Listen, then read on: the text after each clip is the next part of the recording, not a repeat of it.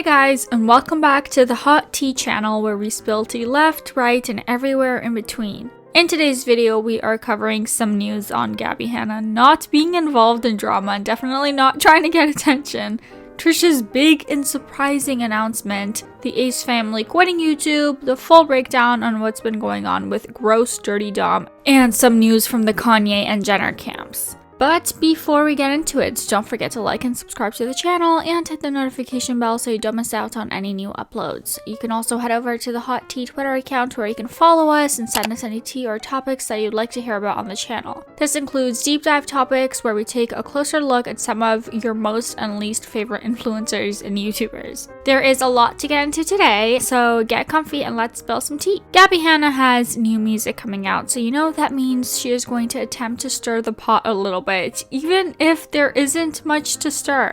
Gabbie has been relatively quiet the past couple of months, mainly just posting the usual TikTok content, but she hasn't hit any headlines in a while. The last time I remember discussing her at length was when it was said that she and Farrah Abraham were going to start a podcast. Whatever happened to that? Anyway, Gabbie has recently released her debut rock album, so in classic Gabbie style, she has tweeted claiming that she was harassed in her driveway, and she even shared some screenshots of a text conversation with us. She followed this up with tweeting that she is aware that this person checks her Twitter and, quote, "Hi, please just leave me alone." So I mean, I would dive in and point out that this was a silly thing to do if she doesn't want to kick off drama, but I think we can all collectively agree that Gabbie knows what she's doing when she does this, and this is so obviously a move for her to bring some attention to her new album. And to be honest, you guys, it's really frustrating because I feel like I might actually enjoy her music more if it was not tied to this super annoying and problematic person.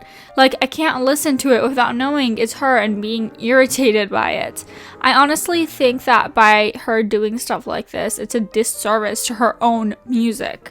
Anyway, of course there are a few people in her comment section that think it's Trisha, but there are just as many, if not more, that think that it has nothing to do with Trisha and that Trisha is currently just minding her own business with her pregnancy and ASMR channel. But speaking of Trisha, remember how she quit YouTube the other day? Well, yeah, just kidding. A lot of you called it out in the comments, and to be honest, we were kind of skeptical ourselves when covering the story, but of course, Trisha Paytas will not be completely quitting her main YouTube channel, and she says that she could never. The path between Brain and Twitter for these ladies must be quite short. Gabbie also let us know that if this turns into drama, she'll be building a greenhouse on her roof. I don't understand, like, is that like a bad thing? Is that something we don't want? Okay, Gabbie.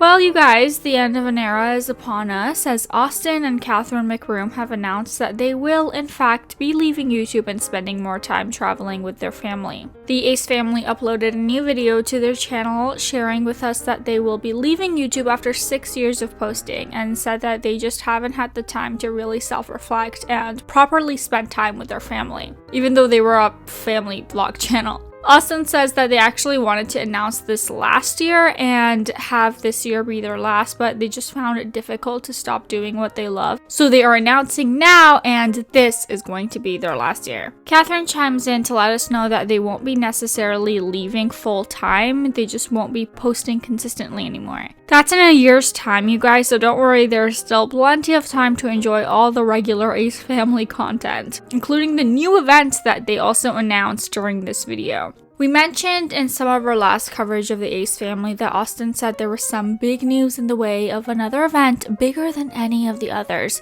coming soon, and they have now announced what the event is. Ace Fest is boasting to be Disneyland meets Coachella and is a one-day festival with rides, games, prizes, animals, live music, and more. They boast that it is for all ages and there are only 5,000 tickets available. Ace Fest is the third event that the Ace family has held following a basketball game and YouTubers versus TikTokers boxing match, and it's interesting that they're putting on yet another event when there was so much controversy and conspiracy surrounding their last ones. The basketball game that included Chris Brown was allegedly a huge scam, and the boxing match apparently still hadn't paid the fighters, and allegedly Austin just settled a suit with all of that for $3 million just last month.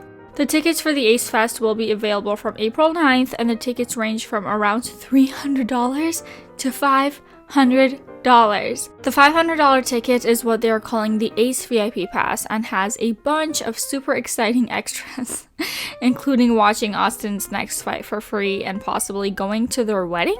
What? Leave it to the Ace family to tease a supposed retirement in order to spend more time with family to only basically raffle off wedding invitations in the same video.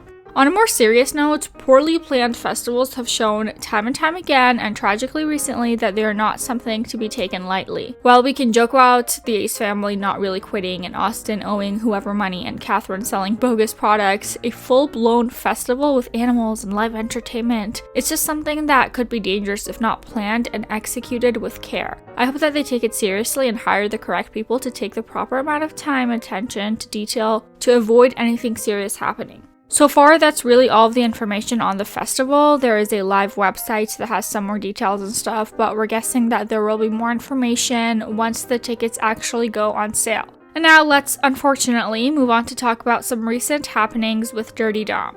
Not exactly a name that we like to see hitting headlines, Durte Dom has graced us all with his appearance again recently, and this time it's more to do with the car crashes and lies, as opposed to the usual allegations and lies. There was a, quote, stunt done in LA on a super steep street that somewhat emulates David Dobriks' past stunt of jumping a Tesla. There is a bunch of videos going around on the internet about this. I'm sure you've seen it. I don't believe we're allowed to show the footage as it's censored, but basically, long story short, a Tesla was jumped on this steep road and then proceeded to crash into a parked car on that street. Well, Durte Dom had been publicly boasting that this was his stunt and he was actually under the influence of some CBD gummies at the time. Guys, I just woke up. I don't even know what happened last night. I was so f***ed up off these guys right here.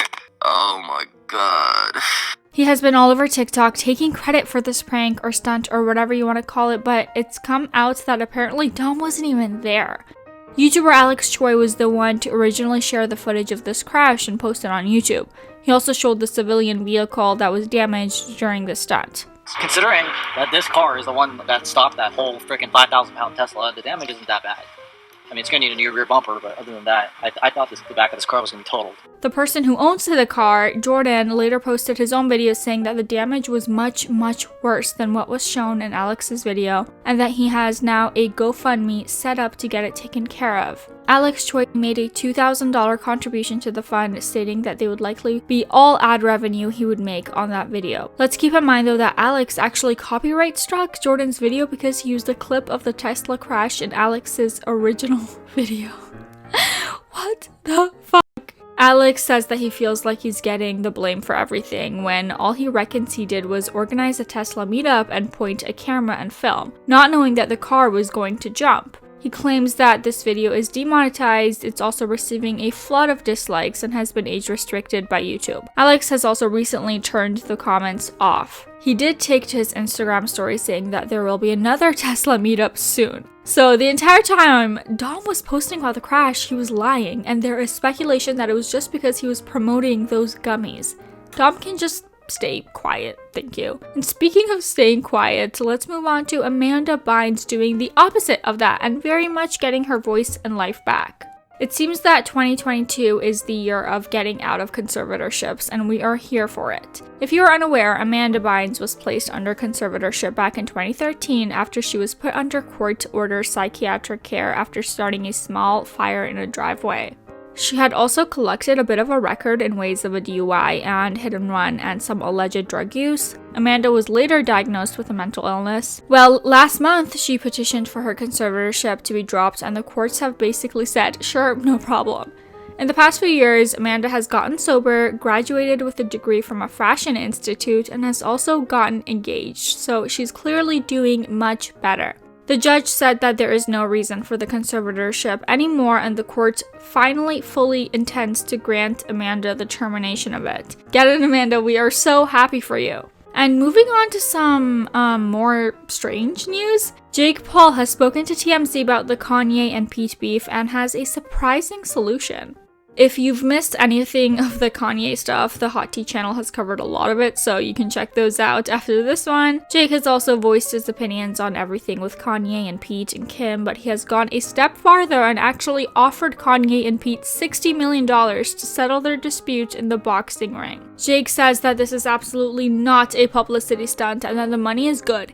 He says that he is tired of seeing them go back and forth on social media and that Kim and Kanye's kids are the ones who will be mainly affected by all of this, and apparently he feels bad for them. Jake says that everything would be handled for the fight and that all Pete and Kanye would need to do is show up. What are your guys' thoughts on this? Would this just make everything worse or better? Would a public and promoted boxing match even be a better and less traumatic experience for the kids? Let's discuss. More from that side of the world with some news on Kylie Jenner, and she has now changed the name of her newest baby, no longer calling him Wolf. Kylie posted to her Instagram story basically saying that her and Travis Scott have gotten to know their son and Wolf just isn't him. She posted saying, FYI, our son's name isn't Wolf anymore. We really just didn't feel like it was him, just wanted to share because I keep seeing Wolf everywhere.